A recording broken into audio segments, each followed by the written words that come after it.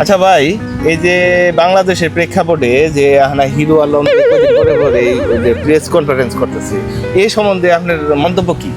সাংবাদিক সম্মেলন করতেছেন, হ্যাঁ, বিষয়টা হচ্ছে হিরো আলম তো একটা ব্যাড আইডিয়া কইতে। আমরা বাংলাদেশের আমজনতা থেকে শুরু করে মিডিয়া হইতে শুরু করে শিল্পী অঙ্গ থেকে ধরে শুরু করে সব অঙ্গনের মানুষ সে নাচাচ্ছে, এই নাচাইয়া ওর যে ব্যবসা, ওই ব্যবসা হাসিল করতেছে। কিন্তু আমরা ব্যবসা কি ব্যবসা? ব্লু ব্যবসা। বিউ ব্যবসা, হ্যাঁ, এক হইলো বিউ ব্যবসা।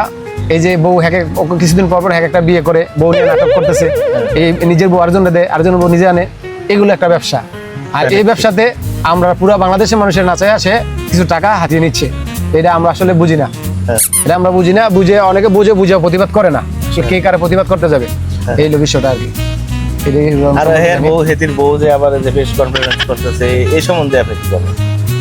ওর তো এখন বর্তমানে দুই বউ মিলা করতেছে, সাংবাদিক সম্মেলন করতেছে।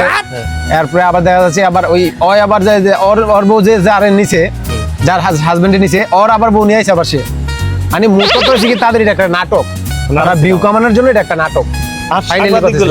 সাংবাদিকরা তো তারা আরো বড় নাটক বাস, তাদের কথা আর কি বলবো, তাদের কথা তো বলার নাই। তারা তো তারা নাটক করবে, তারা যে নাটকের ভিডিও করে তারা টাকা ইনকাম করবে, এটাই সাবজেক্ট। আসলে আমরা আমজনতা যারা আছে আমরা বুঝি না, সেটা আমরা এগুলো দেখে মনে করেন যে লাইক কমেন্ট করি, শেয়ার করি, একজনে দেখাই, ঘন্টার পর ঘন্টা দেখি, এটি নিয়ে তারপর আমরা নিয়ে মজা নেয়, টাকা ইনকাম করে তারা। এই হিরো আলমের পর্ব আর কি বলবো। ঠিক আছে, ধন্যবাদ, সবাই ভালো থাকবেন, সুস্থ থাকবেন, লাভ ইউ।